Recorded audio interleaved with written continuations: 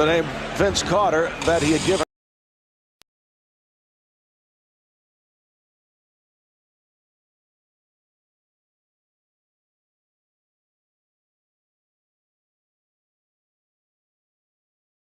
That lineup in there as well, right? Nelly would love that 2-3 zone. That could stretch the width of the court.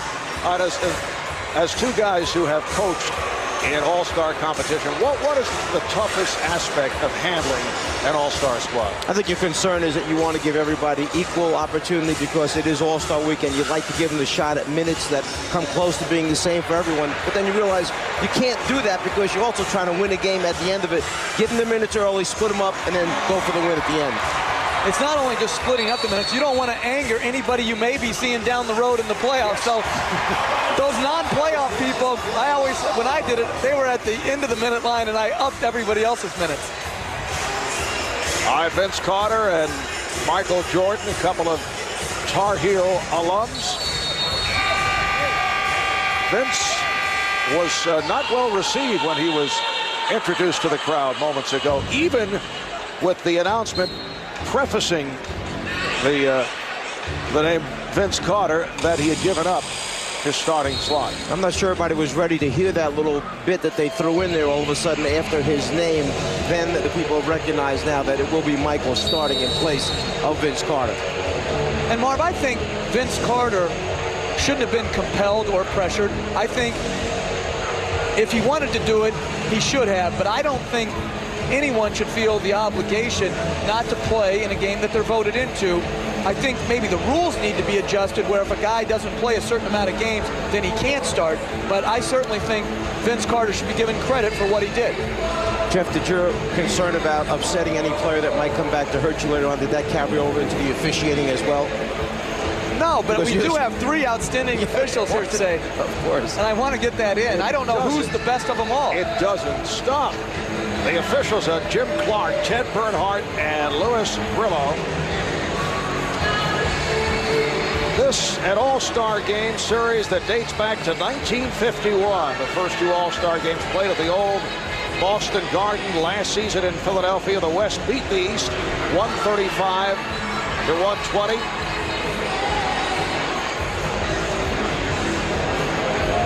And we're just about set. Marv, I don't care what Michael wanted. This is how it should be. Michael Jordan should be starting the last all-star appearance in his career. Michael, who will celebrate his 40th birthday in 8 days on February the 17th,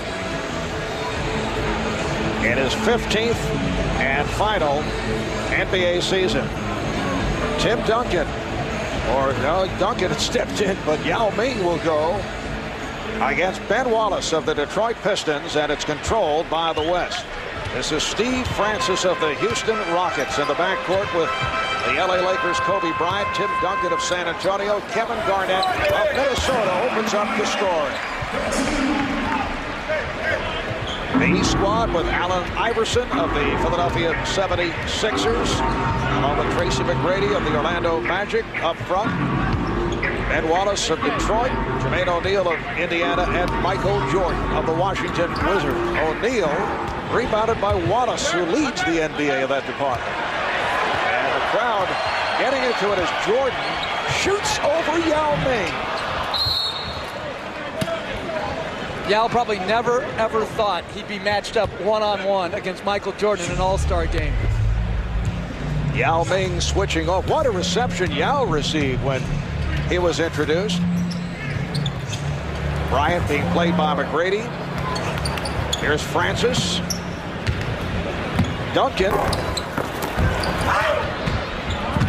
And Francis able to retrieve. Because of the lineup change, you got Michael Jordan guarding and Kevin Garnett. You see the lob over the top. Yao moving without the ball right to the rim for the lob and finish. You know, there are many questions concerning Yao coming into his rookie season, but he has impressed his peers with every phase of his game. His footwork, his passing, his post moves, his knowledge of the sport. He's averaged just under 13 points, 8 rebounds.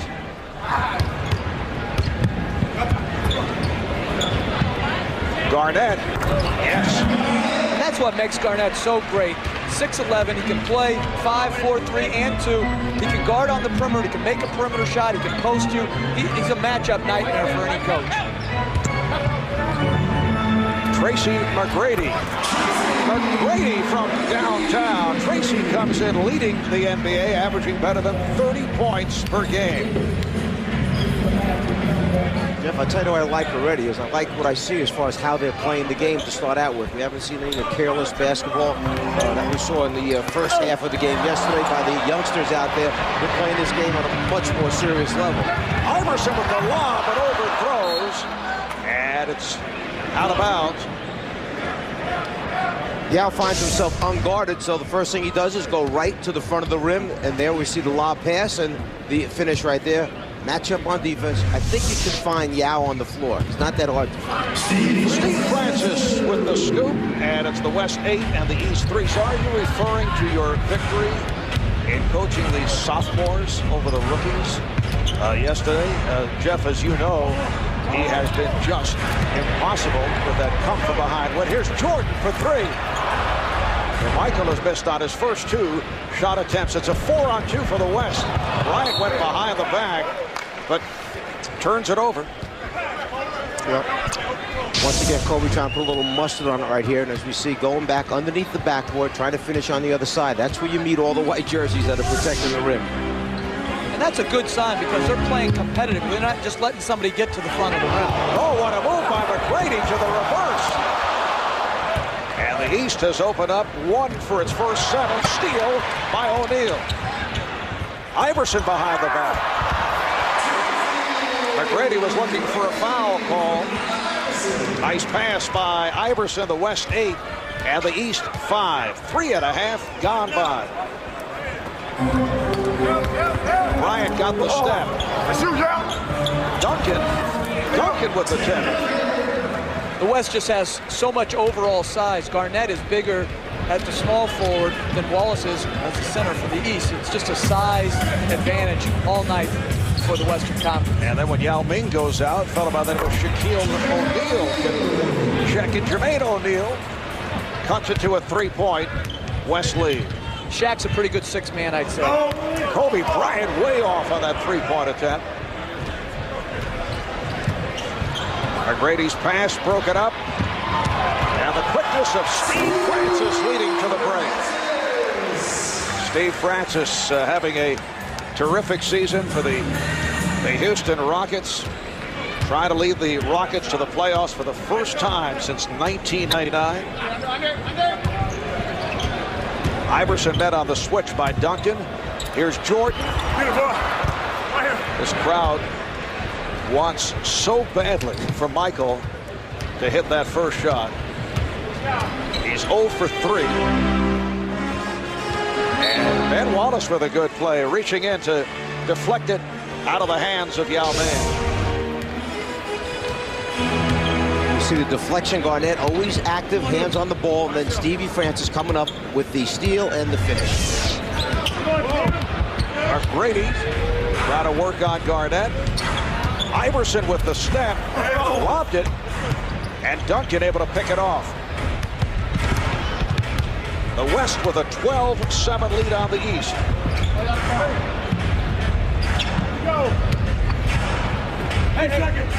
Duncan going glass, and that has been his specialty. And it's good sharing of the ball.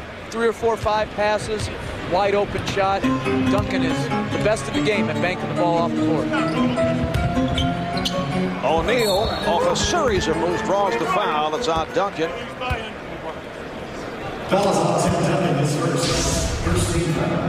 Jermaine O'Neal getting better and better this season in his low post moves down low at the basket area. Ability to draw fouls, get to the free throw line. Tim Duncan knows it right away. Too much contact on the way up by the big man. Jermaine O'Neal, a 75% free throw shooter. Named the NBA's most improved player last season.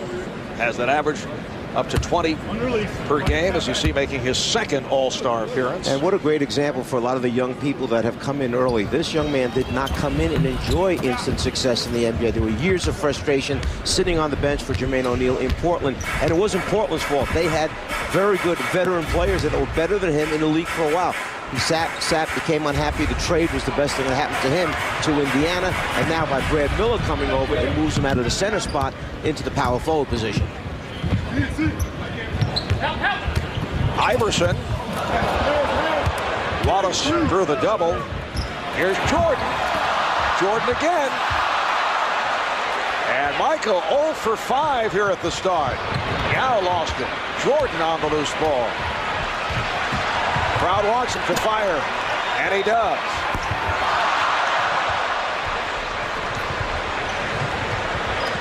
The East able to get back. Wallace breaks it up. And Wallace, the NBA's Defensive Player of the Year last season, but that pass thrown off the mark.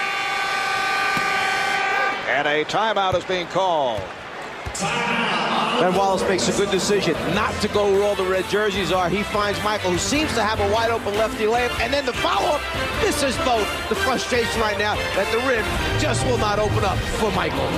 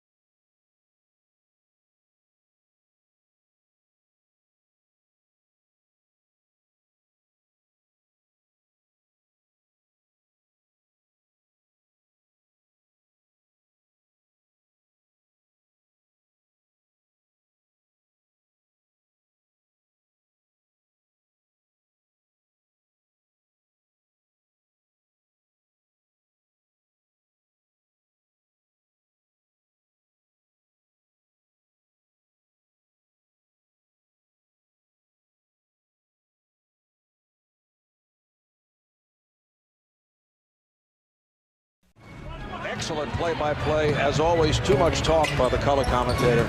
You pick that up right away.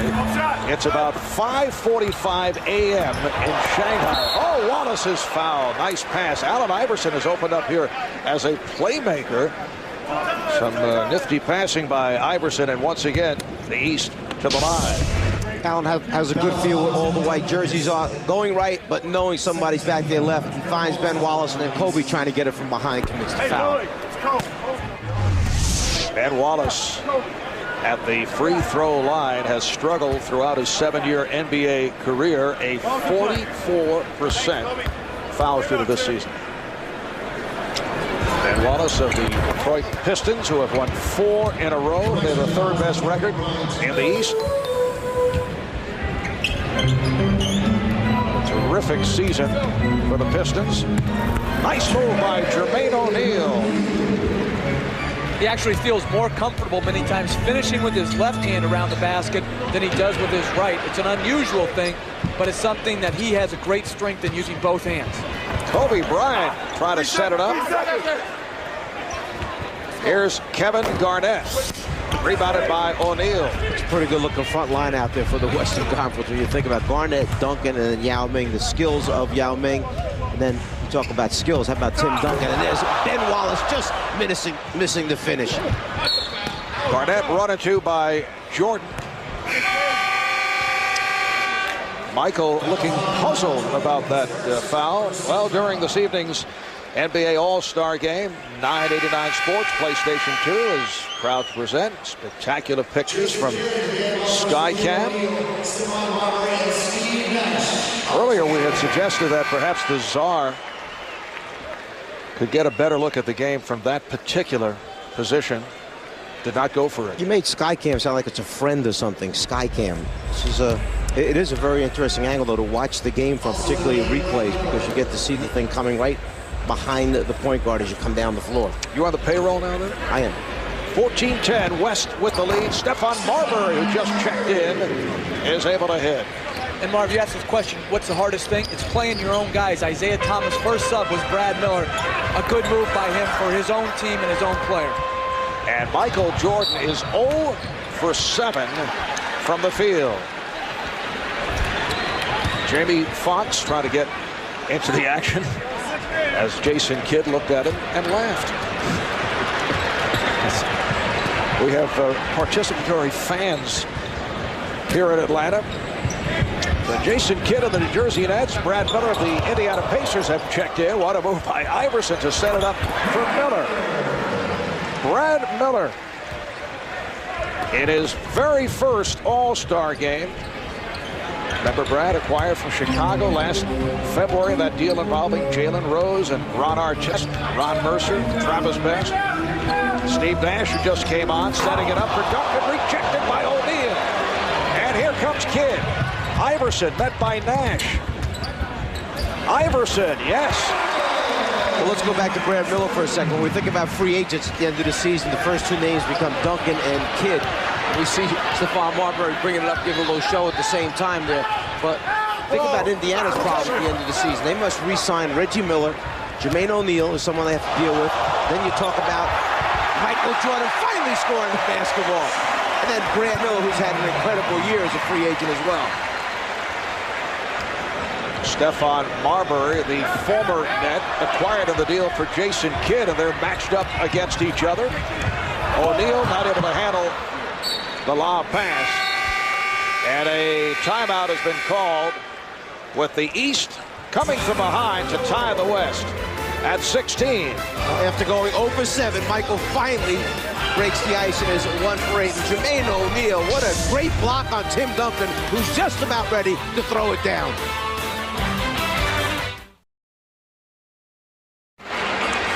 Welcome back to Phillips Arena in Atlanta. Marv Albert, the Czar, Mike Fratello, Jeff Van Gundy, Craig Sager, and Cheryl Miller, along with a star-studded crowd, including Denzel Washington, Hall of Famer, one of the NBA's great players, Bill Russell, Isaac Hayes, Janet Jackson is on hand, and Puff Daddy sitting courtside will be checking out the crowd during the telecast. Shaquille O'Neal now working against his good friend Brad Miller. You recall the altercation they had last season. Fortunately for Miller, Shaq whiffed on the punch. Yeah, it was the altercation that almost led to the decapitation. Yes. Whatever that word is. Decapitation. Yeah, whatever. Oh, the Czar. Oh, Jordan missed the stuff. Michael missed his first 7 shots, and he's now 1 of 9 from the field, looking to go at Shaq, and he does. And the ball's knocked out of bounds by O'Neal. Michael said to Shaq, "You come out here and guard me." Shaq did. So Shaq went out and played him aggressively on defense. We see Michael right there missing the dunk. But Shaq played him pretty well. And then when it went off his foot, Michael said, "Okay, come and do it again." Now Sean Marion of the Phoenix Suns, who just came on, is guarding Jordan. Michael hits the jumper, and he just said, "About time." Well, he was in much better rhythm there, going off the dribble on a hard pull-up instead of easing into open shots. 8-0 run by the East. Marion had it knocked away. Nice play by Jason Kidd. Dirk Nowitzki of the Dallas Mavericks, who is certainly among the MVP candidates, has checked in for the first time. Nowitzki is up front with O'Neal and Marion. Marbury shooting the 3 and kept alive by Nash. Minute 25 remaining in this first quarter. And the East is playing very small. Vince Carter's playing at the power forward here. Brad Miller at the center, a very small team. Nowitzki. And last touch by O'Neal. Brad Miller right now is looking around saying, where's the help going to come from as far as rebounding goes? You got to get 5 white jerseys on the glass. And a look at the unit on the floor. Michael Jordan now will sit down. And here's the applause. Paul Pierce checks back in. This is not what Michael had in mind, though. A surprise starter at the last instant. Vince Carter saying, "Take my spot," although Vince had objected early on and felt that, well, the fans had voted him in. It would be unfair to the fans. Nice play. Jason Kidd able to score. So obviously there was a degree of pressure placed on Carter, and Michael did start, but only 2 of 10 from the field. Here's the double on O'Neal. And a little traveling. No call made. Here's the lob. Iverson fields it, gets it back to Kidd. Miller is fouled. Hacked by Nowitzki.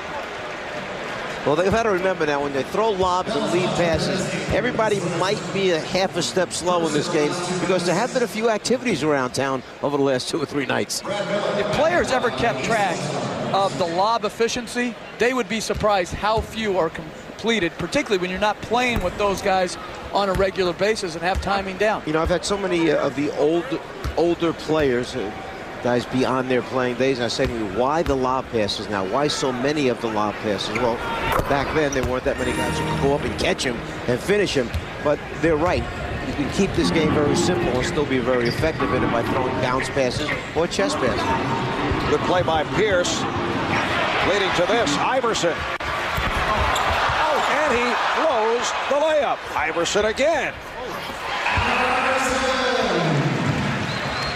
The East with a 23-16. There's the lob that does work. Shaquille O'Neal puts it down.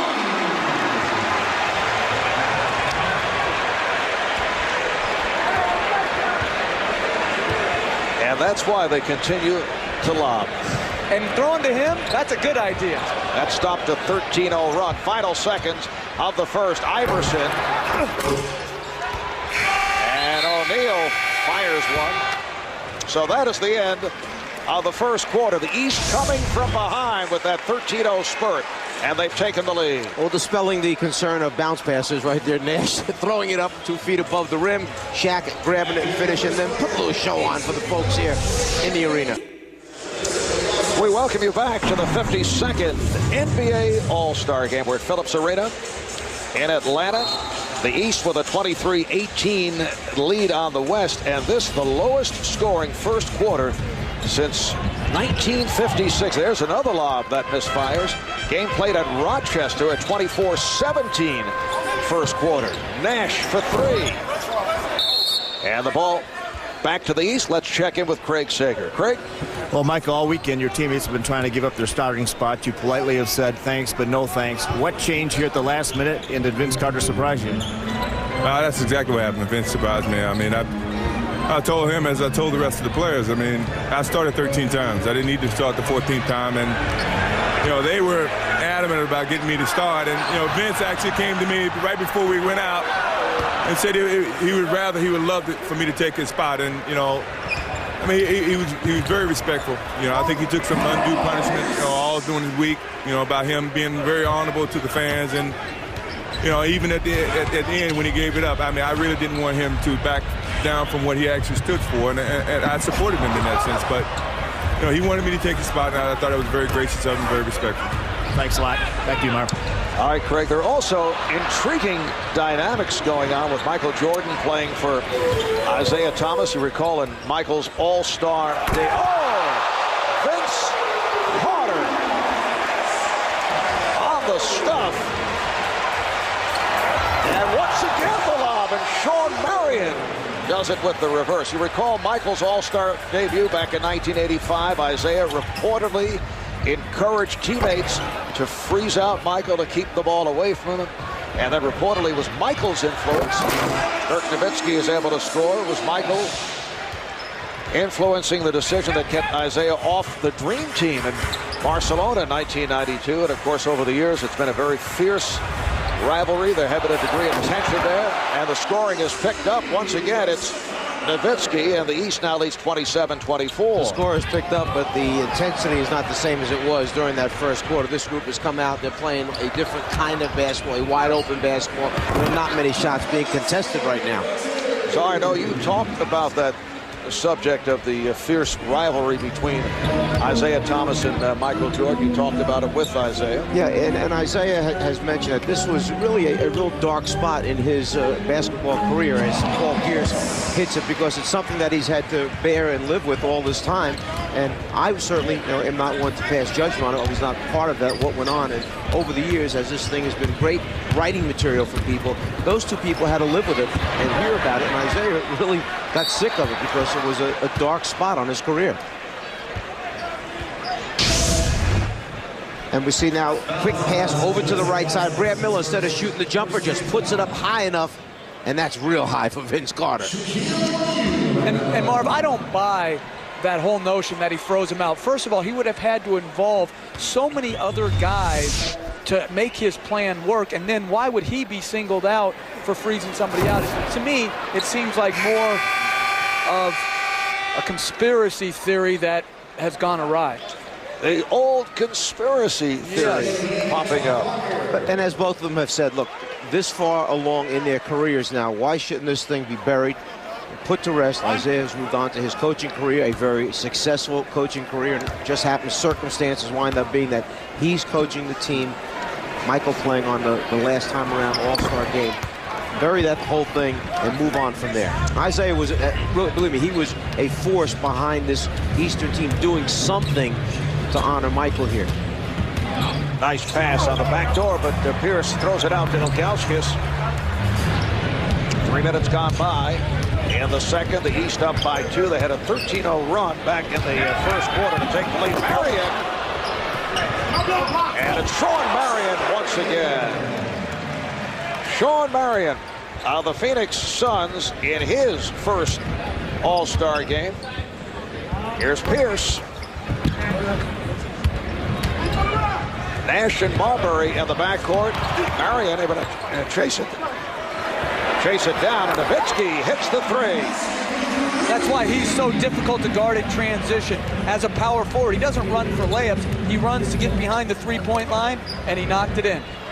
Antoine Walker way off on that three-point attempt. Here's Nowitzki. Dirk Nowitzki leading the way with 9 points. And Sean Marion with a burst here in the second quarter. It's the West with a 32-29 lead. Dirk Nowitzki, 9 points in 2 minutes of playing time. Of course, tonight's telecast will get a close-up look at several one-time All-Stars. Allen Iverson sitting down, just 2 of 8 from the field. The West in the midst of a 14-2 run. Vince Carter with the touch, hits from downtown. Nowitzki with 9 of those 14 during the course of that run. Gary Payton of the Seattle Sonics has checked in. The pass broken up. Jamal Mashburn of the Hornets, who just came on into the handle, looking for the 3. Fires over Nowitzki. Yes! He has had a great stretch run the last 8 to 10 games just prior to the All-Star break, and a quick, easy layup for the Western Conference team. Gary Payton taking the pass across. But Mashburn has played outstanding basketball, particularly with the fact that Baron Davis has gone down for their team now, trying to keep the Hornets right in the playoff race. And Jamal Mashburn in his first ever All-Star appearance. Kevin Garnett is back. He's up front with Dirk Nowitzki and Peja Stojakovic of the Sacramento Kings, who just came on. Off the turnover, here's Kidd whipping by Payton. Jason Kidd grew up with Gary Payton, one of his heroes. They both grew up in Oakland, California. Kevin Garnett, and the West leads by 1. 5 minutes gone by in the second quarter. Well, Mark, we heard Craig Sager mention at the end of that piece on World Be Free about the ambassadors, and I wonder sometimes, who are the ambassadors of the future out here? Which of these NBA guys, when their careers are done, as we see Antoine Walker, a little turnout, are going to be the ones that are out there spreading the word about the NBA and what this is supposed to be all about? All right, Nowitzki off the mark on that three-point attempt. Here's Kidd. And Jason Kidd gives the East a 39-36 lead. Here's Nash for Garnett. You might normally look at this and say, man, they're just coming down now and firing. That's how Dallas plays. That's what Nash is used to. Get the ball down quick, get an open shot for your teammate. Garnett not able to finish it. Antoine Walker putting one off the glass, intended for Carter. You know, in the first quarter, we saw some defense. We saw some nice plays. This has now developed into the playground-style All-Star game as Paul Pierce is able to hit on a break. Adam Sandler enjoying from courtside. AJ's used up all his shots in the three-point competition. His arm is tired. Vince Carter, who has come off the bench in his 9 minutes, has scored 7 points. The outside official, Ted Bernhardt, indicating the foul. Paul Pierce picks it up. A little two-on opportunity, two-on-one opportunity. Paul Pierce getting the pass from Jason Kidd, finishing it off.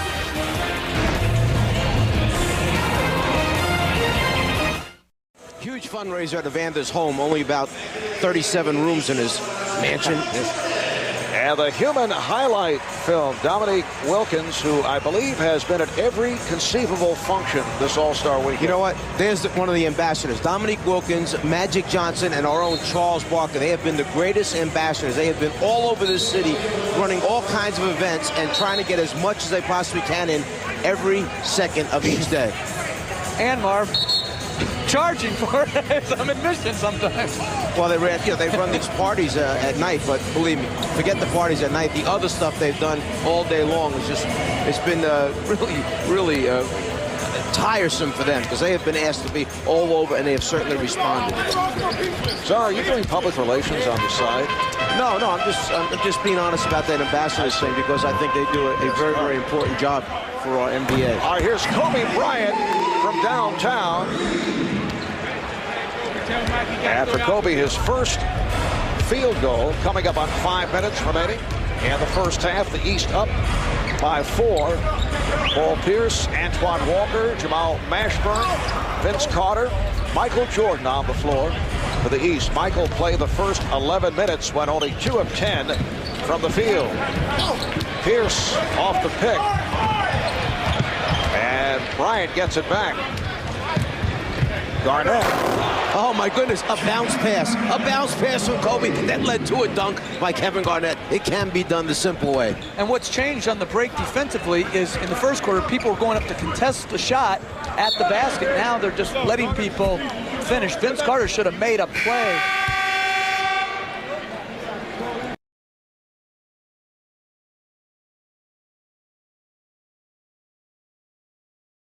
Up close and personal with Kevin Garnett. Garnett with 8 points now in his 13 minutes of play. Walker being guarded by Duncan. Antoine Walker, who leads the NBA in three-point shots attempted and made, did not have a good time last night, though, at the three-point competition in the skills won by Peja Stojakovic of the Kings. Let's check in with Cheryl Miller. Cheryl? Thanks a lot, Marv. I'm joined by the son, Sean Marion. Sean, I know this is your first All-Star game, but with that last reverse dunk, you didn't look nervous. Oh, no, it's crazy, but I'm enjoying myself, man. It's all for the fans. I'm just having fun right now. How good was it to see Michael Jordan in the starting lineup? Oh, it's great. It's great. You know, he did his first jumper on me, though. I ain't like that, though, but it's cool, though. We just out there having fun. Everybody just having laughs, man. Everybody turning over a little bit too much, but other than that, we playing ball and having fun. All right, thanks a lot, Sean. Let's send it back to you, Marv. All right, thanks, Cheryl. Sean Marion, who's been teaming with Mari Stoudemire, Stephon Marbury to give Phoenix one of the most athletic and exciting tandems in the NBA. It's been an excellent turnaround season for the Suns. Mashburn for 3. That's his second from downtown. There's some beautiful ball movement. Double team in the low poster, kick it out, one pass, swing it over, 2 more passes, and then got a player like Mashburn who knocks it down for you in the end. That's what makes the NBA special. Good offense against very good defense. That's what makes it compelling. And you know why the game has settled back down again? Because Michael Jordan's on the floor is one of the reasons. Kobe Bryant for the other team. Both of those guys bring a sense of order to the game. And Jordan just turned it over as he went 1-on-2. Peyton Stojakovic able to go glass. Another great play on the break by Peyton. He could have taken the shot instead. Extra pass over to Stojakovic. Open 12-foot bank shot. Once again, the matchup is Kobe Bryant defending on Michael Jordan. Now Tim Duncan switches off. Bryant comes back.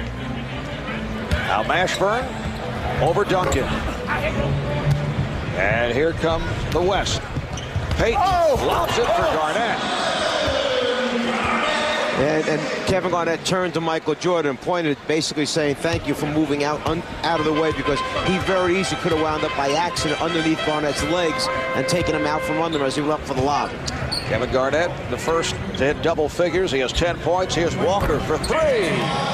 Antoine Walker from downtown, the East 50, the West 47. You see Antoine Walker wearing that knee brace. He is really in pain with that leg. It is a very bad knee that he has right now. It's a result of an injury that happened about 2 weeks ago. He sat out, missed a couple games. He's playing in this because it's the All-Star game, and it means that much to him. And it has been a frustrating start for Michael Jordan. And this is 13th and final All-Star game. Beautiful lob here, Peyton to Garnett.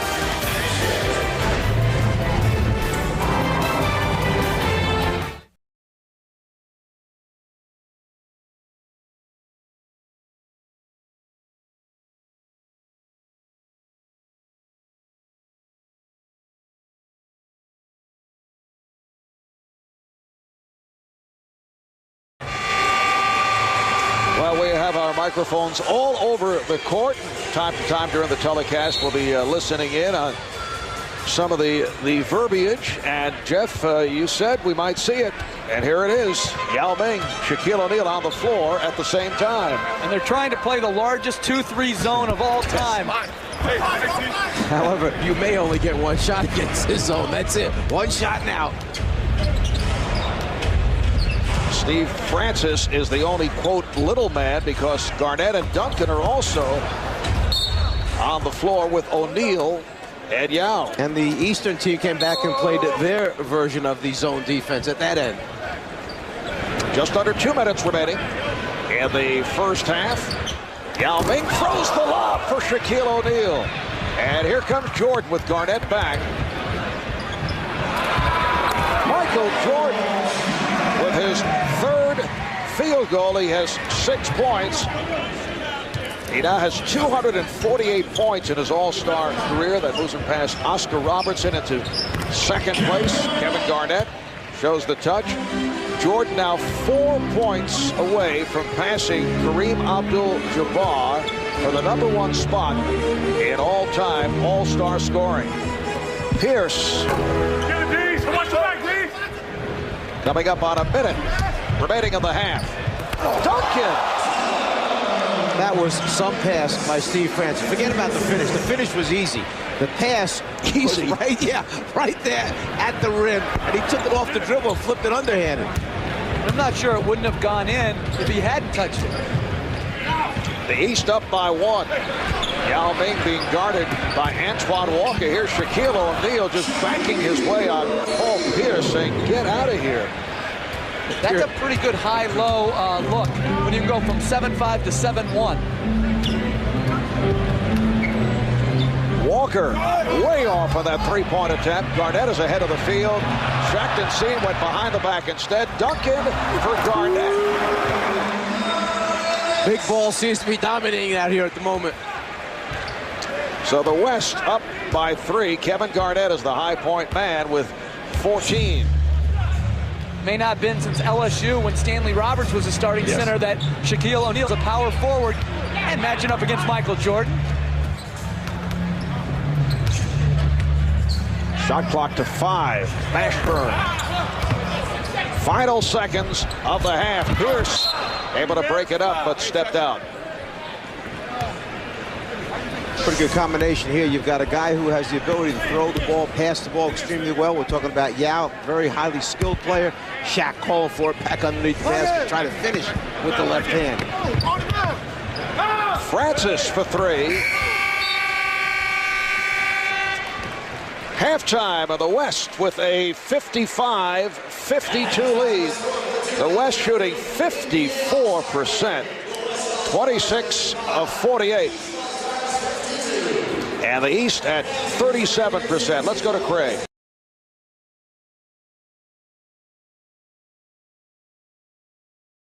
Stepped aside and gave his starting spot on the East squad to John Havlicek, who was wrapping up an illustrious career. Well, as Michael said from the beginning, he did not want, and it's very difficult, but he did not want this weekend to be all about Michael Jordan. But as Allen Iverson goes to the basket and finishes, but that's what everybody wants. They want this to be about Michael, not taking away from All-Star Weekend, but he obviously is the focal point. The West now up by 1. Jason Kidd starting the second half, so Michael Jordan will be coming off the bench. Kobe Bryant not able to hit. Jermaine O'Neal with the rebound. So Iverson and Kidd in the backcourt. O'Neal up front with Brad Miller and Tracy McGrady. O'Neal and Garnett pegs it ahead. Picked off by O'Neal. Miller try to lob it. And back comes the West. Steve Francis of the Houston Rockets try to set it up for Kobe Bryant. McGrady from Iverson. I really like how Iverson's playing in this game. He's making his teammates better. He's bringing the second defender to him, creating easy opportunities for his teammates. And that the 4th assist for Iverson. Bryant for Francis. Good ball movement by the West, leading to this, an open shot for Francis. Francis from downtown. Well, that's the type of unselfish play that you'd like to see take place as Iverson takes to the basket and still shows you, Jeff, that he does remember how to score the basketball. The game is tied at 58. And the foul on Iverson. Allen Iverson gets out in front quickly as Jason Kidd pitches the ball ahead. Then it's just a matter of him finding the seam and his great ability to finish by reversing it on the other side. How about the statement yesterday by Jason Kidd, who becomes a free agent July 1st. He'd been ducking the issue, but yesterday, although as Garnett hits again, although Kidd pointed out how happy he is with the Nets, he said it would be hard to turn down playing with a big man like Tim Duncan. He said he feels he could help the Spurs win a championship. Well, obviously, you know, Kidd, no matter, is going to be the most sought-after free agent, minus Tim Duncan out there. He can win in New Jersey, which was proven last year. He can win in San Antonio, but I think New Jersey's done all they can to keep him. They've built a good team. They have a solid organization. They've drafted well. Now it's up to Jason Kidd to make his decision. Let me throw one little thing into the mix here. How about Tony Parker? Going to be 20 years old right now, okay, who's in his second year in the NBA, who's done an excellent job for him as Tim Duncan, the big man we're talking about, hits the jumper from the outside. Now what's happening to Tony Parker? He's sitting there saying, wait a minute, they want to bring somebody else in and knock me out of my job? What do I become, a sub now off the bench? Well, a lot involved there for San Antonio. Very risky to make an effort to go after him right now. Tony Parker is an outstanding second-year player. Duncan is rejected by O'Neal, but Jason Kidd's addition, I would think, would accelerate the possibilities for San Antonio. The Spurs will be well under the salary cap after the season. You know what's hard to do, Marv, is win and be under the salary cap. The Spurs management has done an outstanding job remaining a championship contender and, as Jason Kidd knocks down the three, and still having the ability to add great players like Jason Kidd. Jason nearly went for the hat trick, but hit on his third attempt from downtown.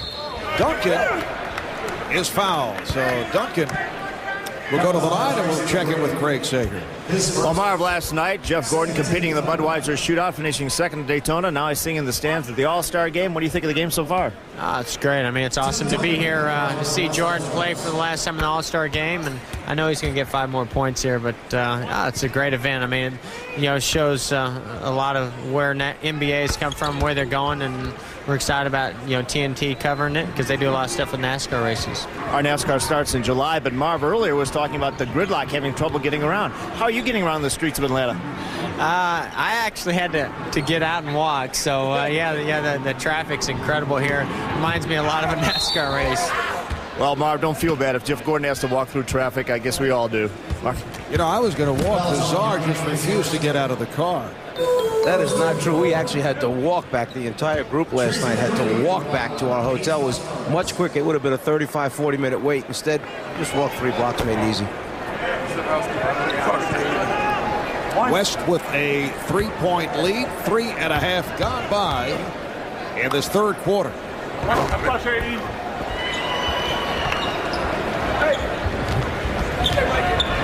Steve Francis being played now by Allen Iverson, getting the pick from his team, Yao Ming.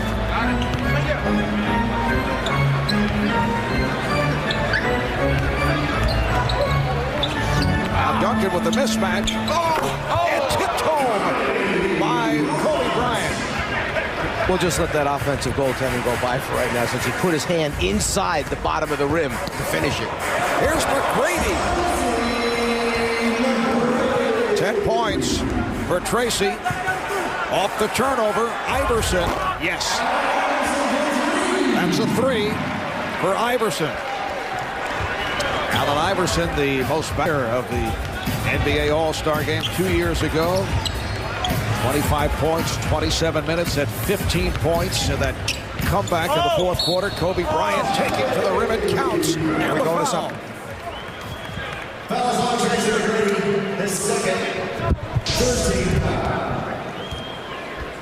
Duncan finding Jason right behind him, finished off by Kobe, and then Kobe staying with it, finishing with the left hand. Kobe Bryant just 3 of 7 from the field. So the West up by 1. Garnett trying to strip McGrady, and he's called for the reach-in. Let's send it over to Cheryl. Thanks a lot, Marv. Well, Shaq, a week from Tuesday, it's going to be Yao Ming and Shaq Part 2. What's it been like to play with him, as far as with him instead of against him? He's a very nice guy. I met his family yesterday. He's a beautiful family. He's a very honorable person. He's good for the game. I'm glad he's here. How talented do you think he can eventually be? Very talented. He has a lot of great fundamental skills. He runs the court well. He plays like a big man. He's a shot blocker. So when are we going to see you lob to him? Well, in order for us to go against a shot blocker, you have to take it to him, and that's my game. So I look to do the same thing I've been doing for the last 10 years. I'm talking about in the All-Star game. I want to see a lob. Yeah. I'm sorry. See, well, you and them standard answers. Exactly. Yeah. I'm sorry. I'm sorry. So when are we going to see the lob? Next time I get on the break, I'll throw a lob, maybe. All right. Thanks a lot, Shaq. Let's go back to you, Marv. Shaquille O'Neal of the Los Angeles Lakers, who have won 5 in a row, 13 of their last 17. Kobe Bryant, who comes off the 46-point performance against the Knicks this past Thursday night in New York. Duncan. And back comes the East, a 3-on-1.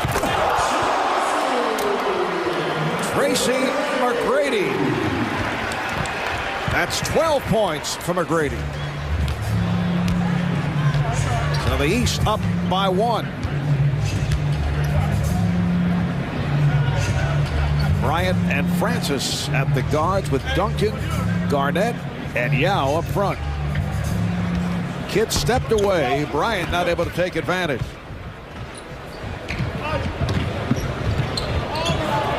Brad Miller able to finish. Nice setup from Allen Iverson. He's not a household name, but he runs the floor extremely well in transition. Him and Jermaine O'Neal can really run the floor. He was on a nice receiving end of a good fast break pass. Meanwhile, we have Kevin Garnett just having an outstanding game. 9 for 15 from the floor, 18 points, 7 rebounds in 25 minutes. Oh, what a pass! And Tim Duncan is able to finish. 6 assists for Francis, and the West with a 74-73 lead. That's 2 passes we've seen Brad Miller try. One a lob and one behind his back that he should take those, stick them in the suitcase, and not use them ever again. Jason Kidd in the open floor, crossing it over. And McGrady with the strong finish at the end. The Golden State Warriors and a one-time assistant coach with the Czar. Yes, I was very fortunate. I had not only Don Chaney, Willis Reed, but also Cassie Russell, all as my assistant coaches here with the Atlanta Hawks. And Cassie has an inner peace with himself. Really has some things in mind as Shaq finishes with, oh, the travel is called. It's taken away. No basket for Shaq. You know, I wish you had that inner peace. No, Kaz really does. He has a calmness about him, and going to that college he knew would be a challenge.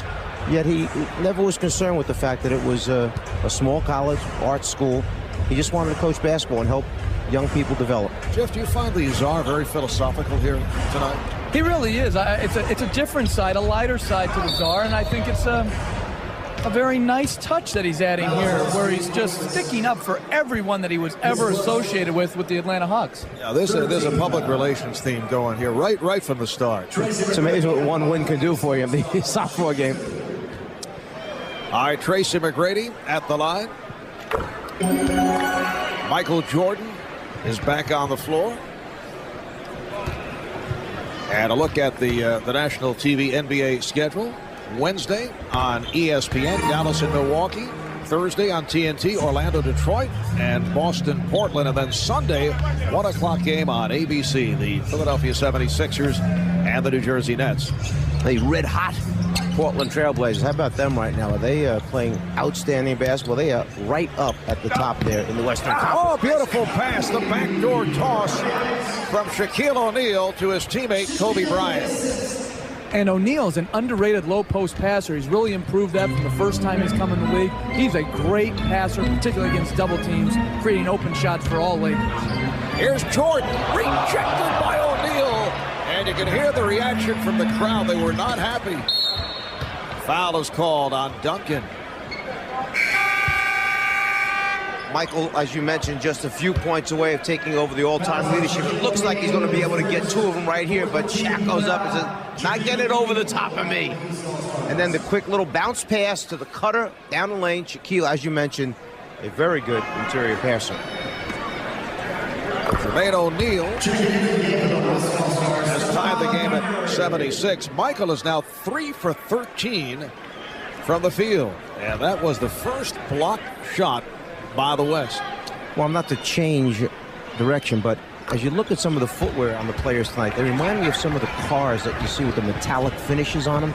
You got these high finish sneaks on tonight. Blues and golds and orange and purple. Right there. Jeff, getting back to the game. Bryant with the pass to O'Neal. And the West up by 1. That's the 12th lead change in this third quarter.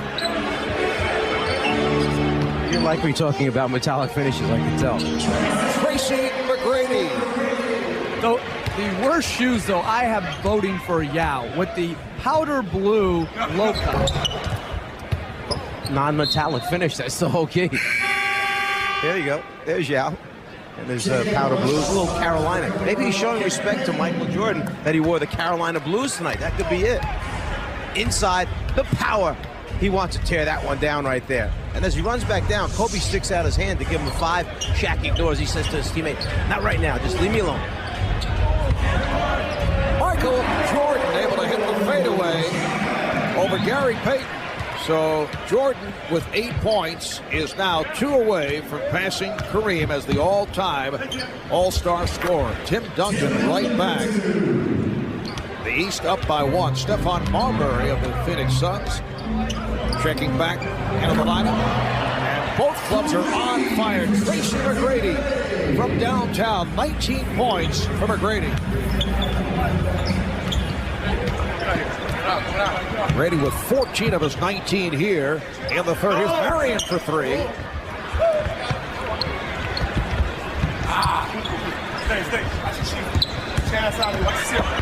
O'Neal changed his mind. Duncan. And another offensive rebound for the West. Finally, Jermaine O'Neal able to get to the ball. Here's Jordan hit on the reach-in by Payton.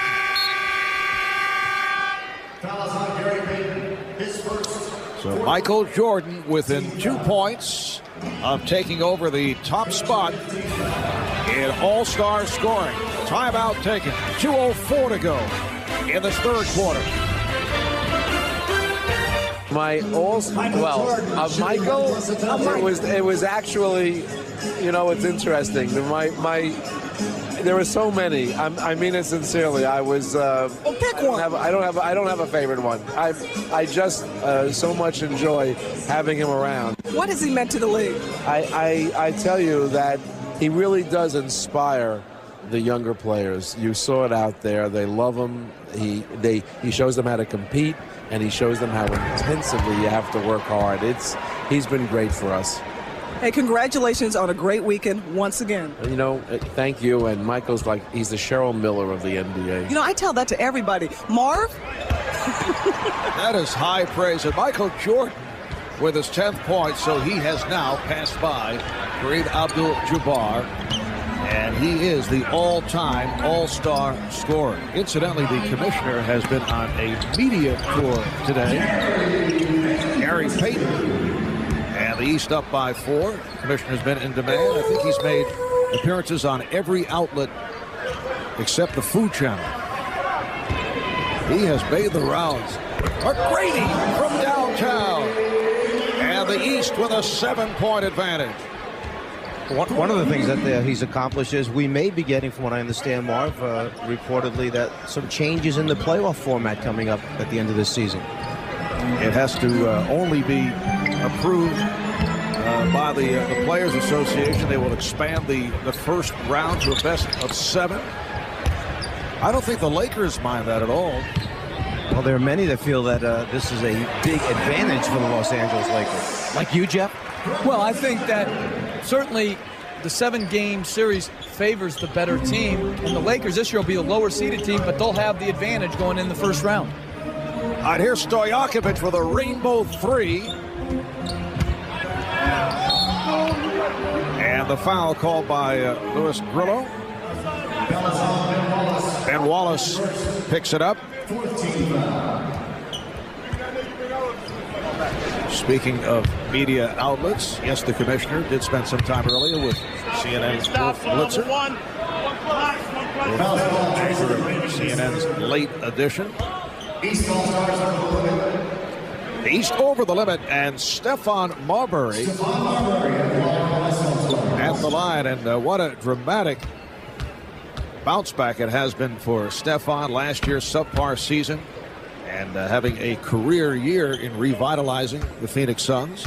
And in a certain sense, this finally is an opportunity for Stephon Marbury to get rid of some of the criticism that took place, whereby look, let's face it, when he left Minnesota, it was huge will at his party, went to New Jersey, they could not win there, and now finally being able to turn the team into a winning team is a big plus for this young man. He said he could not tune into the NBA Finals last June until the 4th and final round. Marbury lost it, 4th and final game, I should say, and here is Carter, the crowd looking for they wanted more from Vince. They wanted something out of the slam dunk competition. I'm not sure Vince wanted to do it or give it back to Tracy McGrady on that one.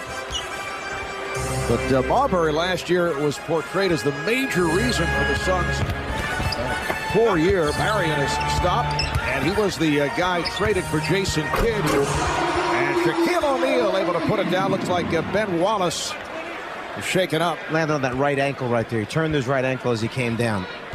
And to get back to Marbury, he was really blamed for not being able to have his team as Kidd so turned around New Jersey. It's good to see with Amari Stoudemire and with Sean Marion that they've been able to advance and play above expectations this year.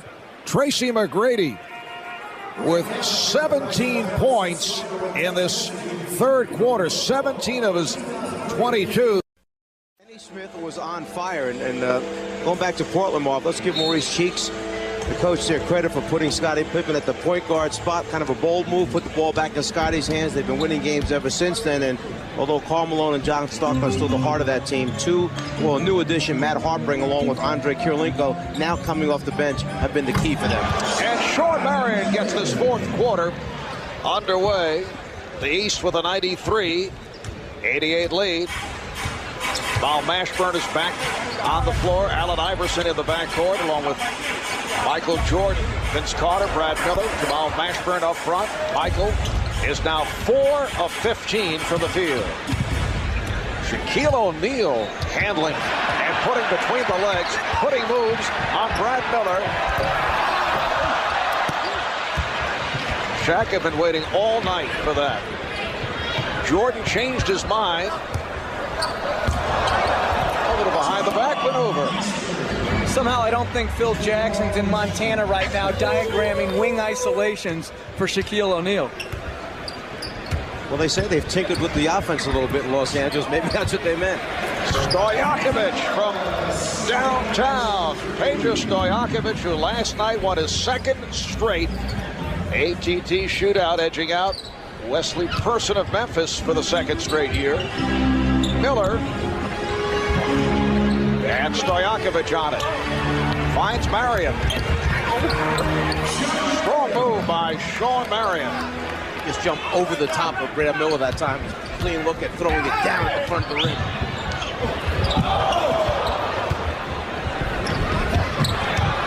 And the steal by Mashburn. The East up by 4. In the course of tonight's All-Star game, 989 Sports, PlayStation 2, presenting pictures from SkyCap. The angle that we're seeing right here. Shaq. Shaquille O'Neal going from left to right, not facing much defensive help there. But that was a neat little play because Marbury set the screen close to the lane for O'Neal, an inverted type pick and roll as he's leading the break. Oh, nice look away. Oh, and Gary Payton is able to finish. They got to start featuring him more in transition, Coach. We've seen it all tonight from Shaq. Think about it. He's dunked, he's blocked shots, he's isolated on the wing, and he led the fast break and made the assist on it. That will count, and the foul. So now you have a 7'1", 320, 40, 60 pounds, taking it, dropping it on the floor, and then the finish at the end for the Western team. Little isolation here, through the legs, trying to show him he's got some tricks. Brad Miller gets a little laugh at him until Shaq starts coming at him. What a solid game for Allen Iverson. 16 points, 5 assists. The East up by 3. Steve Nash of the Dallas Mavericks is back. This is Peja Stojakovic. Nash with the tip. And Carter cannot handle. Let's go to Craig Sager. Craig? Well, it's Racy Iverson. You guys got your wish. Michael started. Jason Kidd said at halftime he gets the record. He's the MVP, but the way you're scoring, you may take it from him. Well, I'm just going out playing, having fun, man. That's what it's all about. And I'm surprised that Michael did go out there and start. The way he sounded yesterday, he didn't sound too convincing about going out there. So, but we're out here having fun, man. Hopefully we can get this win, and whatever happens after the game happens. Everybody on this court has respect for Michael Jordan, but you're one of the many that idolized him. What was it like for you to watch the halftime presentation? It was great, you know. Got real emotional out there, but you know, Mariah, she did a great job of what she was doing up there. Looked good in that dress, and you know, everybody applauded her, man. It's a lot of respect for that guy right there. A lot of respect. Well, we're down to a one-point game. 8 minutes, 56 seconds left. The East leading the West, 199. And Ron Artest, I heard, is making a cameo in that movie. Oh, a little cheap shot. You didn't like that, huh? Not those very good. Okay. The Czar didn't get it. Tied at 100. Just under 9 remaining in this fourth quarter. So, Jeff, when you're back on the coaching lines and the muscular Ron Artest comes in your direction, I'm heading the other way, understand. but I'll tell you what, I'd take 12 of him on my team. I'll tell you that right now. I love the way he approaches a game. I love the way he plays it. I just hope his antics don't obscure how good a player he's become. Could not be handled by Marion, but kept alive by Stojakovic. Payton. And another offensive rebound. And another. O'Neal powers his way by Ben Wallace. Shaq, in his own way, has had an outstanding game. He's got 16 points, 12 rebounds, couple block shots. And how about Tracy McGrady? 25 points, 9 of 13 from the field. He had 17 of the 25 in the third quarter. And back comes Jordan. The lead for O'Neal. Nicely done. The East by 3. Nash and Payton in the backcourt. Marion, Stojakovic, and O'Neal on the front line.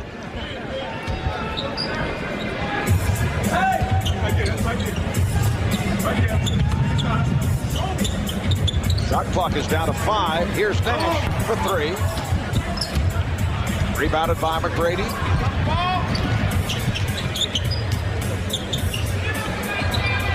Jordan. Shot has been off. O'Neal. Iverson. Yes. And the East leading 107-102. Allen Iverson makes more tough shots, fading away, falling back, off balance after taking steps to split through two defenders.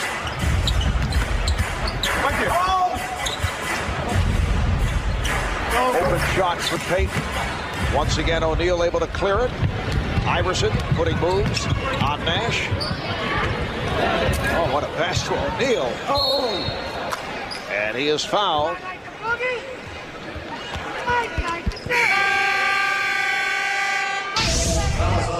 Eastern Conference team realizes that they have to take advantage of every opportunity they can in transition so that they can get some easy scores, easy look at the basket. They get Jermaine O'Neal running on the floor. This time, Peja lays it up. You see Shaq keeping it alive, and then Shaq gets his balance, finishes, knowing he's too strong, too big for Ben Wallace. And substitutions for the West. Dirk Nowitzki, Tim Duncan, Kobe Bryant return. Jermaine O'Neal, who spent 4 years with Portland, bypassed college, became the youngest player ever to play in an NBA game, making his second All-Star appearance. And what a year it's been for Isaiah Thomas and the Indiana Pacers.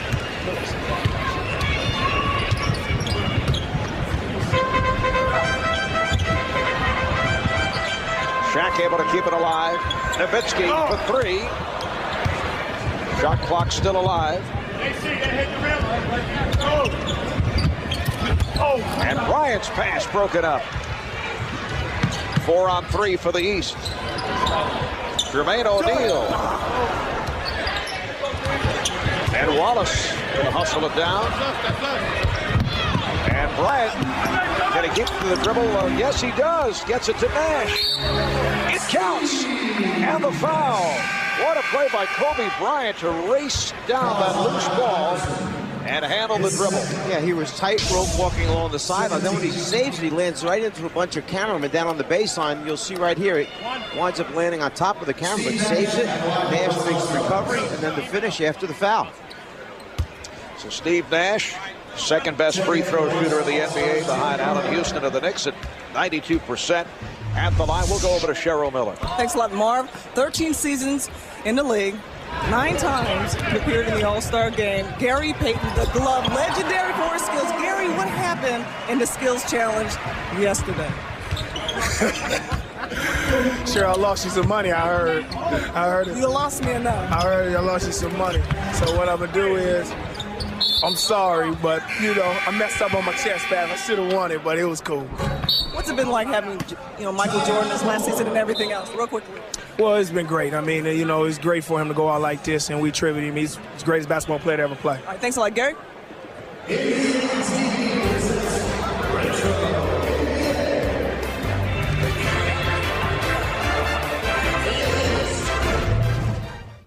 Shaquille O'Neal meeting once again.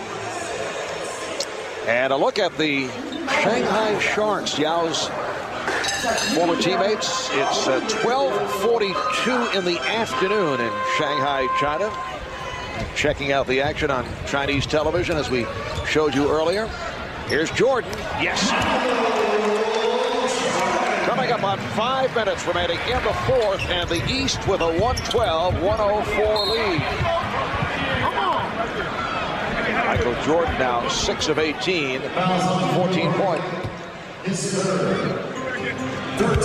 Foul is on Bryant. That's his third. You know, Michael is actually having fun right now. He really is. He wants to hold on to this lead. He wants to win the game with the Eastern Conference, and he's playing very, very hard right now. And the East has picked up its shooting in the second half. Nowitzki not able to hit from downtown, but Kevin Garnett is there. So Garnett with 20. Allen Iverson was caught on the the back of a much bigger Western Conference player. Just tried to knock it out of there, instead tipped it to the wrong team. Jason Kidd. And here's Michael Jordan. 16 for Jordan. He's got much better arc and rotation on the ball in the second half. It's up in the air. He's giving himself a chance to make those shots. And he's also being guarded by a bigger man who's giving him a cushion, so he's got more airspace to rise up and shoot it. So the ball back to the East. Tracy McGrady is the high point man with 25, 17 coming in the third. Allen Iverson with 18 points and 6 assists. Garnett leads the West with 20, and Shaq 16 points, 12 rebounds. I'm not sure Michael was ready for the fact that Allen Iverson was tracking him the entire time and threw a beautiful bounce pass through the lane, anticipating Michael coming out on the other side of the rim. Foul is called. A reach-in foul. Let's go to Craig Sager. Craig? Well, Marv, it is Michael Jordan's night, but a couple of players on the East bench not happy, not getting any playing time in the second half. Teammates Paul Pierce and Antoine Walker of the Boston Celtics. I asked Paul Pierce why he wasn't playing. He says, you have to ask the coach. I asked Antoine Walker if he was all right. He said, yeah, ask the coach. Isaiah's comment was, it's my team. Well, Paul Pierce, 13 minutes. Antoine Walker, only 10 minutes. Zydrunas Ilgauskas, 4 minutes. I was concerned whether it was the knee brace on Antoine Walker, which I know he's still in pain on that one. And then the concern with Ilgauskas is the numerous surgeries he's had on his feet. Just under 4 minutes remaining in this fourth quarter. Kobe Bryant tried to extend, could not hit. It's the biggest lead of the night. Here's Jordan with the change of pace. And rejected by Bryant. Jordan. And you know Kobe took great pleasure in that because of Michael stealing the ball from him from behind before. So Michael has been blocked twice, once by Shaq, once by Kobe. Garnett gets inside.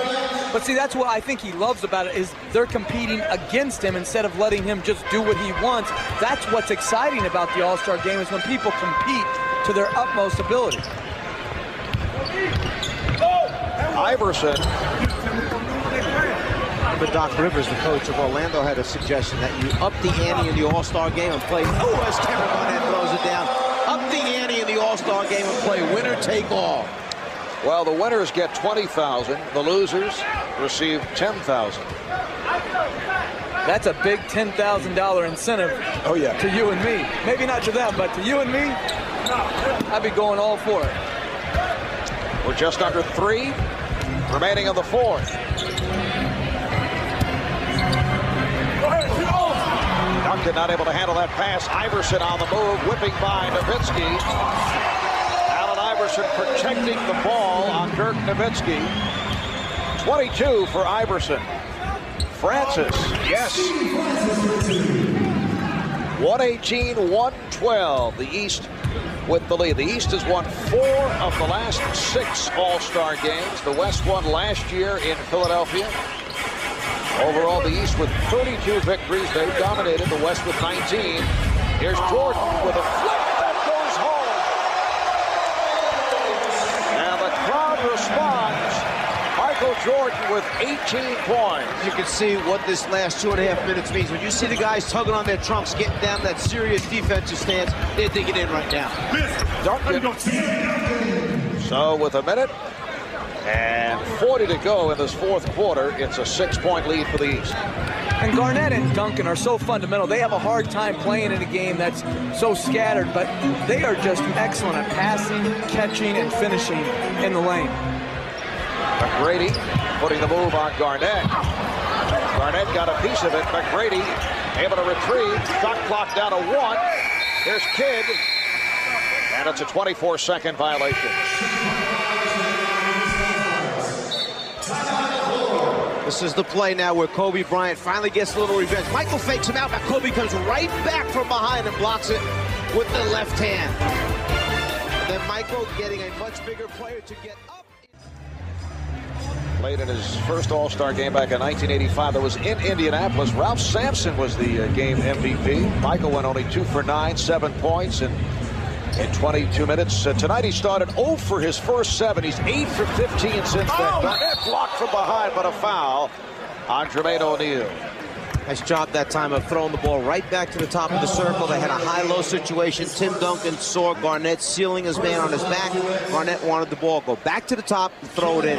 Excellent execution. Kevin Garnett, 12 of 18 from the field. He has 24 points. It's a 6-point lead for the East. The stars for the East, Tracy McGrady, Allen Iverson. As we start thinking about MVP possibilities, Kevin Garnett has led the West.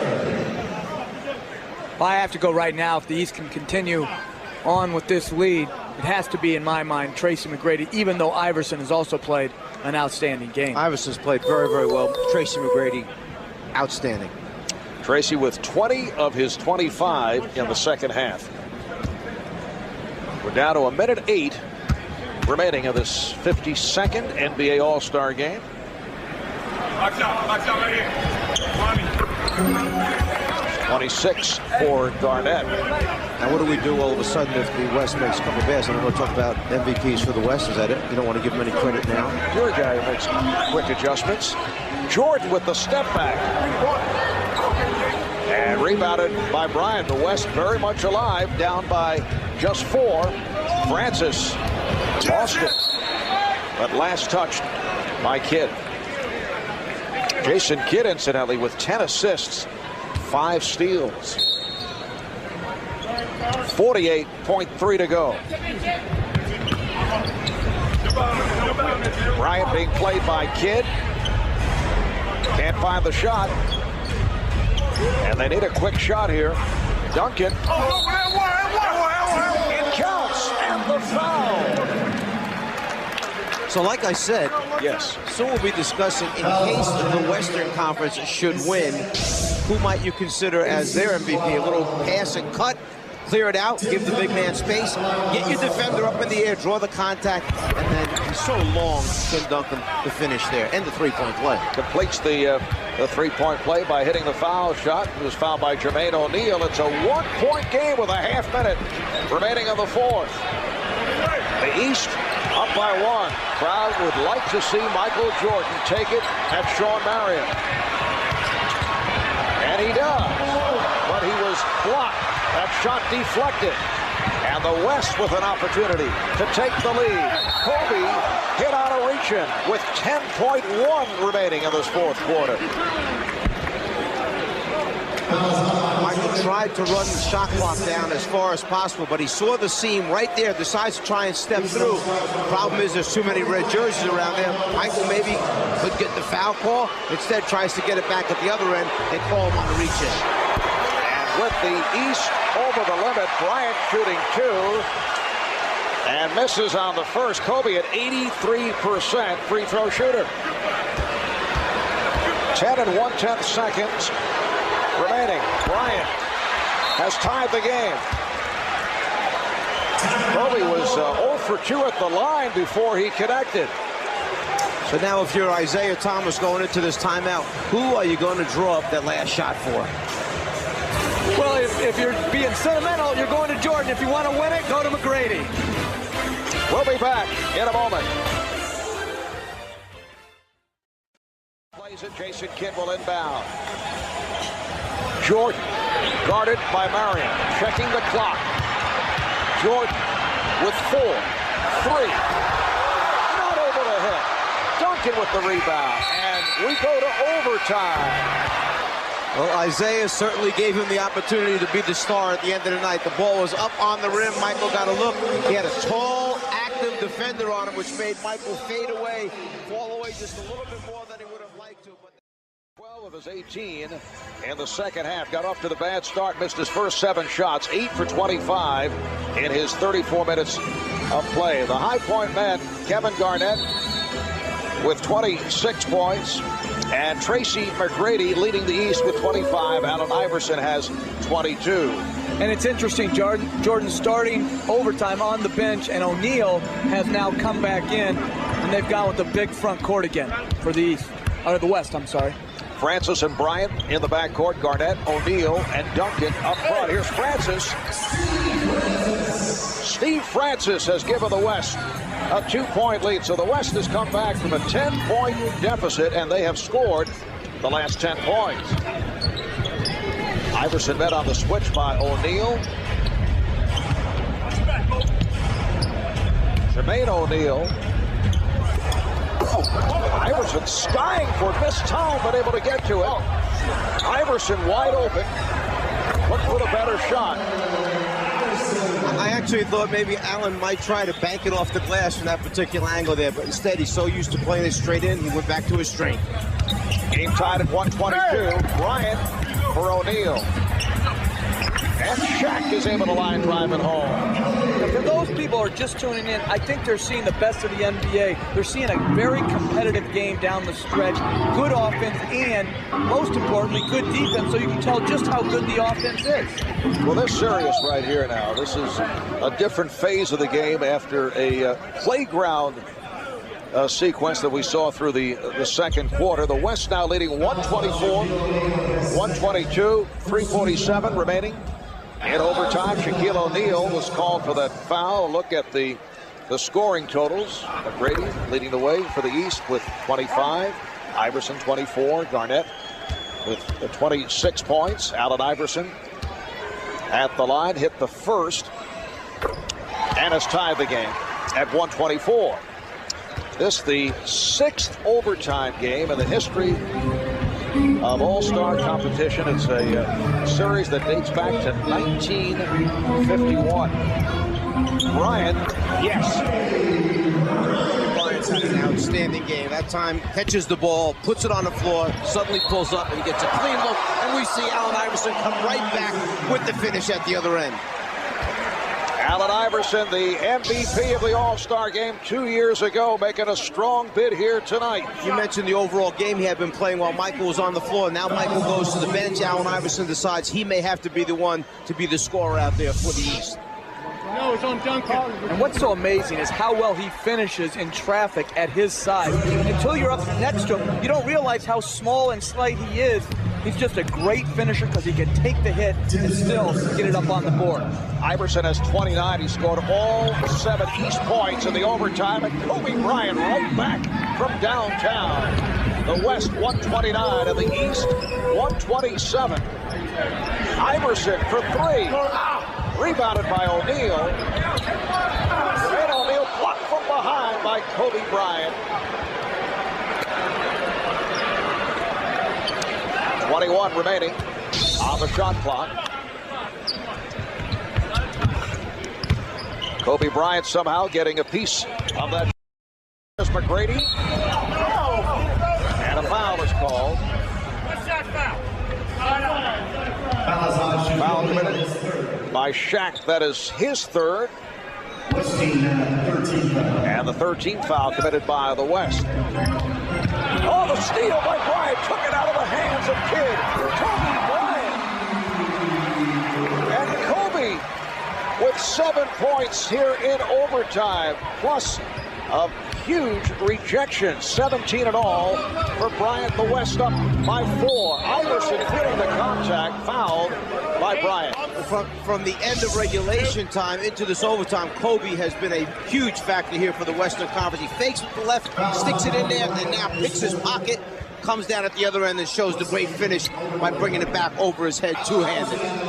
It's his competitive spirit that really separates himself. He competes each game, each practice in the summers to get better, and then right there, he didn't just pick any point guard. He picked the best point guard in the game today in Jason Kidd. And here's Michael Jordan checking back in, replacing Ben Wallace. So Isaiah Thomas is going with a 3-guard set. He has Iverson, Kidd. Jordan would be considered the small forward along with McGrady and O'Neal. And Isaiah Thomas has shortened the rotation here in the second half. He's going for the win. 2.5 remaining in OT. Garnett. So the West has taken command. Garnett has 28. The West up by 5. This is one of those duels. If you're the big team, do you stay with your big team? If you're the small team, can you take advantage of mismatches in your favor at the offensive end? Bryant wants it. Steve Francis from Kobe Bryant. Iverson went behind the back. Dangerous pass thrown by Jermaine O'Neal, but last touch by the West. Get a wide open court in a 2-on-1 situation. It's a matter of running the floor, which we know Steve Francis has the ability to certainly go up, catch, and finish. We'll see Steve Francis throw back into Garnett, who has the size advantage over the top of O'Grady. Lifts up and hits that little 10-foot baseline jump. East in possession, down by 7. Jason Kidd, nice adjustment by Kidd to cut it to 5. A minute and 45 remaining in overtime. It's almost a reverse to what the fourth quarter regulation time was, with the East leading by 5. Now it's the West up 5. Deflected out by Duncan of the West.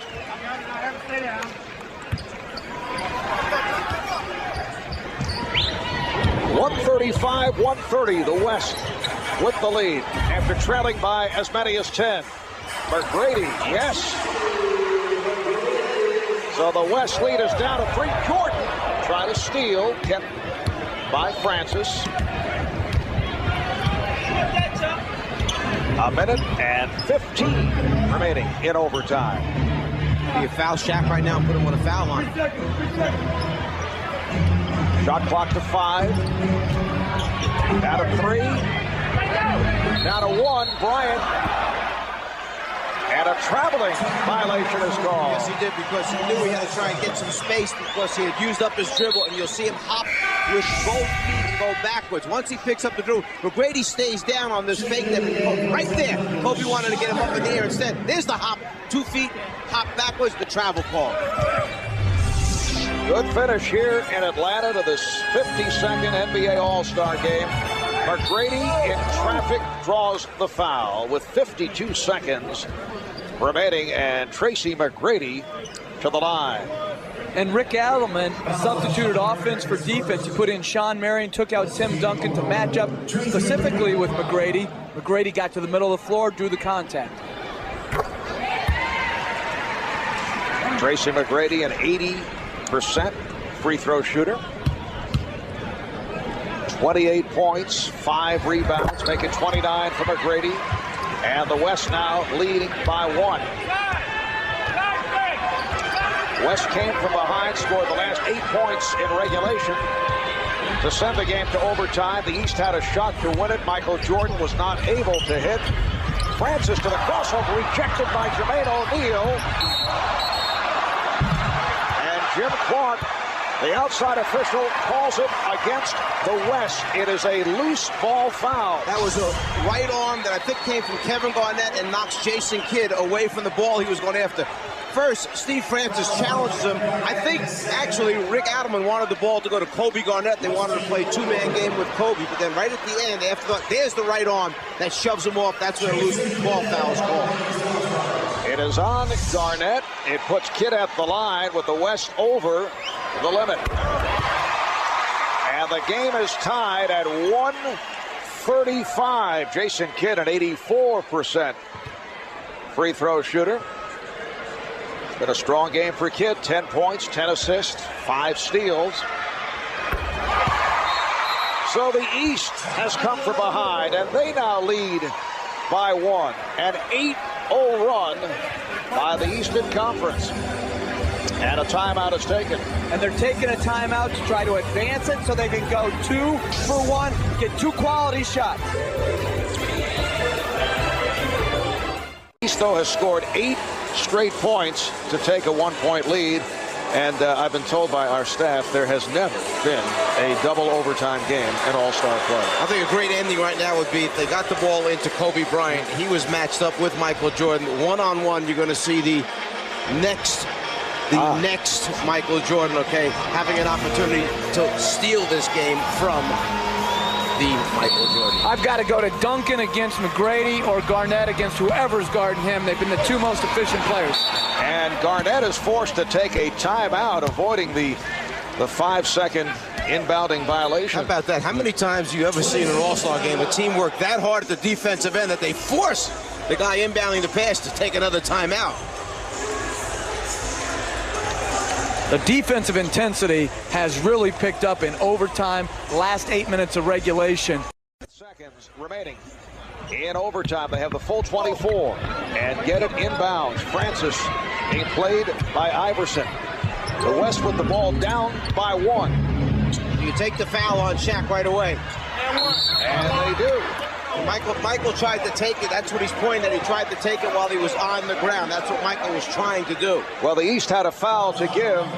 Betting on percentages, he's shooting 60 this year. If he only makes 1 or 2, you get the last shot of the game. 2 out of 3 in tonight's game. Kind of lost the grip as he released it. Well, maybe you can ask for a do-over, Mark. Well, I had a do-over last night in the three-point exactly. competition. Yes. The All-Star game. And there's the head coach of the West, Rick Adelman of the Sacramento Kings. This is his second All-Star coaching appearance in the last 3 years. The Kings had 34-17 at the break. That's the second best record in the West, right behind Dallas. Mark, I thought maybe Isaiah would bring in one more big man to rebound the basketball in case Shaq misses it. Well, he hits 1 of 2, and the game is tied at 1:36. They have the full clock. And apparently there was a problem with the clock. It just stopped. The shot clock should be turned off right now. They can run it all the way down. Well, we're down to 10 seconds remaining in overtime. And Michael has the ball, again guarded by Sean Marion. The fadeaway, yes! With 4 and 8/10 seconds remaining, the West takes a timeout. Michael Jordan, not able to hit the game winner at the end of regulation, has just given the East a 2-point lead. Marvin, as we see, Michael takes the fadeaway again over the outstretched arm of Sean Marion and just hits an incredible shot right there. Again, we see it. Marion gets up into him. He's going to force him to take a tough shot. The fade, think about the strength you need to get that up. That was his 26th field goal attempt tonight. It takes a lot of energy to get this type of shot up and in. And at the end of regulation, the West failed to call timeout so they could advance and take a last shot on Jordan Smith. Here they inbounded the ball instead of taking the timeout. Now it's in the backcourt with no timeouts left and only 3 seconds to go. 36 minutes. Bill Russell, among many former All-Stars in the crowd. There's a 13-time All-Star. 3 seconds to go in overtime. Mark, what happened when Jason Kidd came down for the East, he looked up at the clock and was confused for a second. He pointed to the official because he didn't realize when they inbounded there was 23.1 seconds, under 24. So they only turned on one of the clocks, not both of them. Jason thought that there was a problem, so he almost stopped and was pointing to the official, then continued on. He realized what had happened. You know, there was a problem with the clock. It stopped momentarily. However, now 3 seconds remaining. Garnett will inbound. The East up by 2.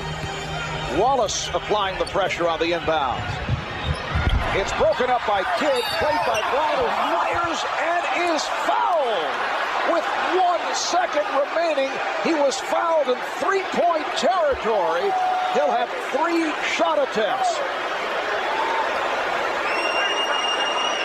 Wow.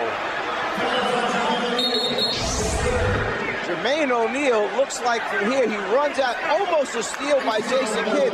Now as Jermaine O'Neal goes for it, right there we see the body contact. It definitely is behind the 3-point line. Not a smart foul by Jermaine O'Neal as Kobe goes to the line with 1 second remaining in overtime. And now the East lead is 1. Kobe Bryant, an 83% free throw shooter. You recall with 10 seconds left in regulation, he missed a free throw. Looking to tie.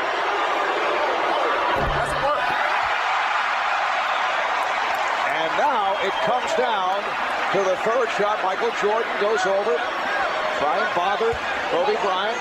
Surprising, Kobe missed at the end of regulation and now missed here. I would have counted him for all 3. Only 1 second left, and he has tied the game. at 1:38. The East will take a timeout. So much for that Michael Jordan possible game winner with 4.8 remaining, but the East will have another opportunity. We'll take a break. We'll be back in Atlanta in a moment.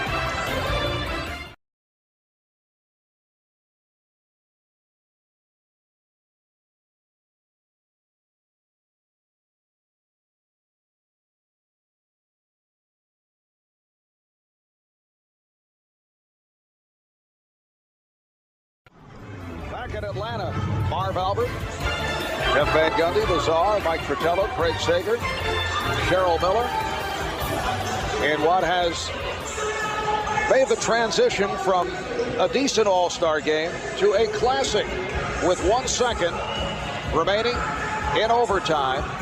It will be the East in possession. They do have 1 timeout remaining. The West using its final timeout.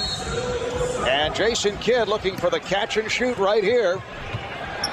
He finds Jordan, and the shot this time is blocked by Marion. And for the first time in NBA All-Star history, we go to double overtime. Well, Sean Marion knew he didn't have to worry about a fake by Michael Jordan. There wasn't enough time once he caught it, so as soon as Michael elevated, he was going up after it. We'll continue from Atlanta after this.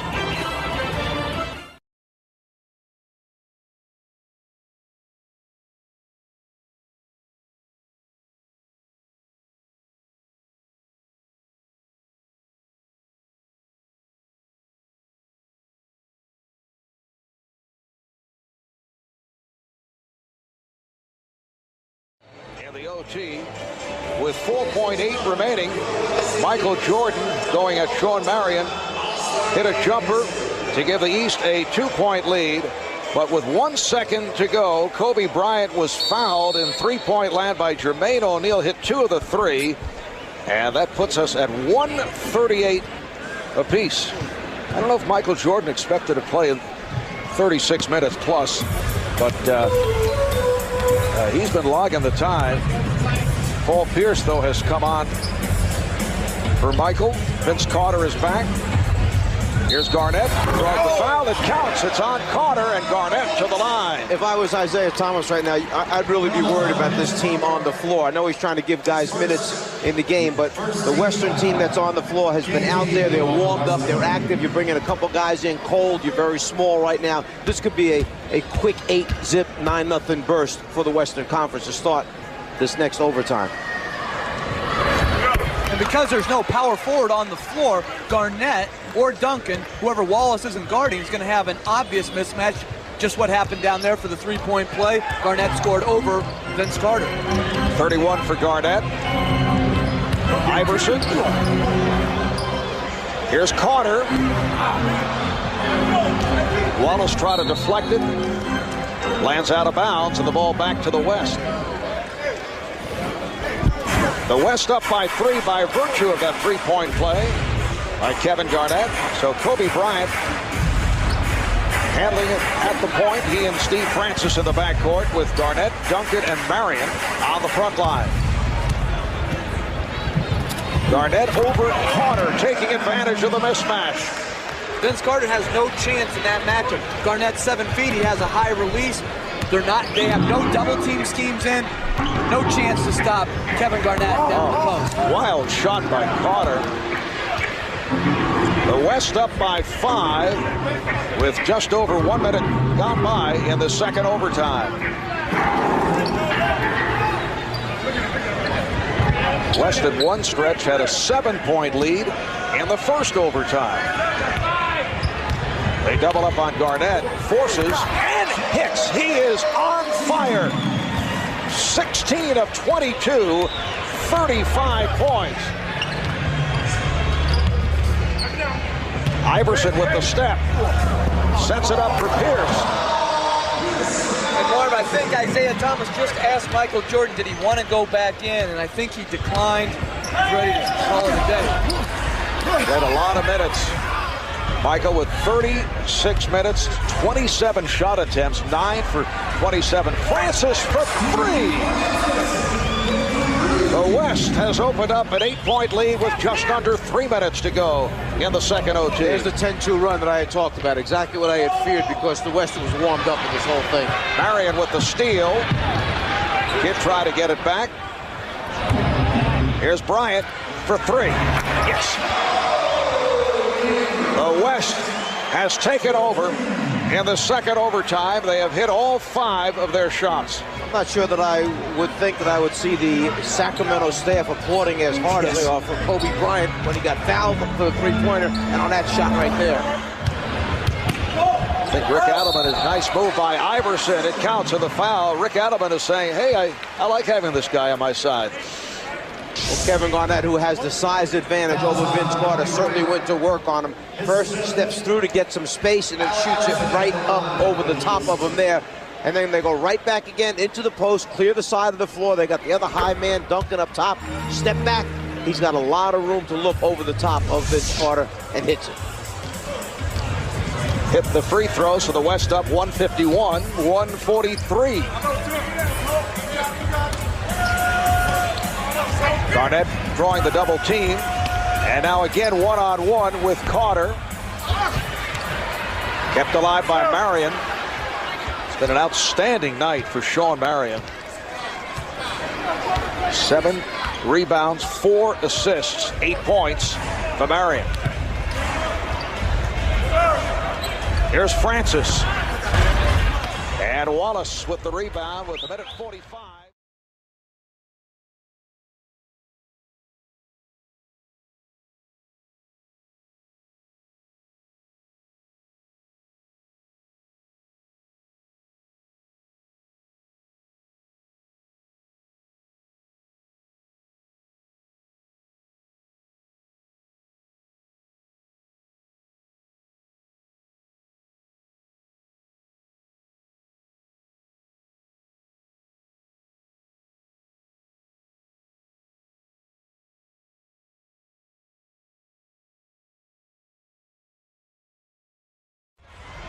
Remaining in the second overtime. He'll go to the line. Kevin Garnett helping up Allen Iverson. That's 3 on Garnett. Iverson sees the opening, goes to the basket immediately, trying to attack the rim, hoping to get fouled, stop the clock, put points on the board by going to the foul. For Iverson, along with 7 assists, 5 rebounds, 7 of 8 at the line. He had that huge game 2 years ago.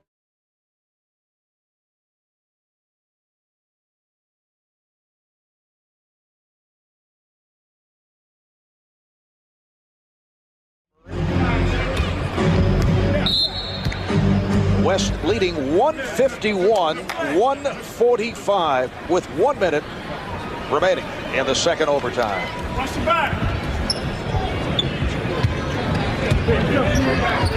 Bryant and Duncan able to return it to Kobe. The lob for Garnett.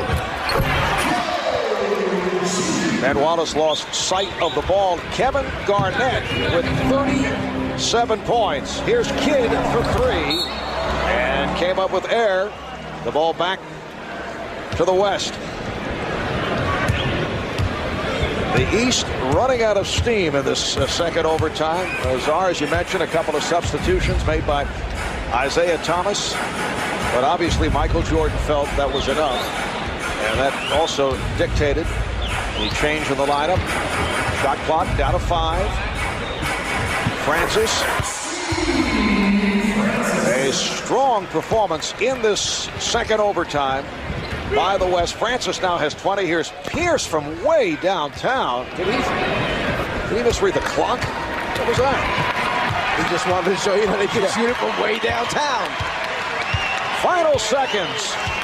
And this one is over in double OT for the first time in NBA All-Star history. 155-145.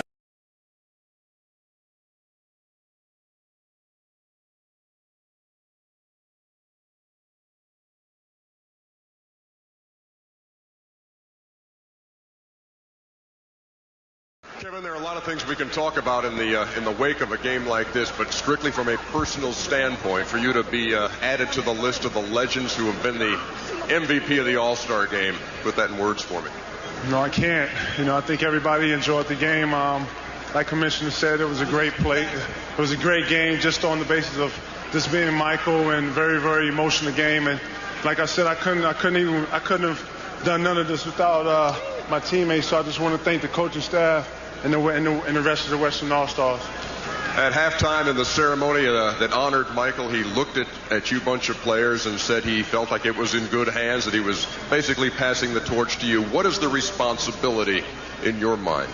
I think the responsibility falls not only on one single individual. I think, as you see what's behind me, we're in great shape with guys like Tim Duncan, AI, Stephon. The league is full of guys who can carry it, but I think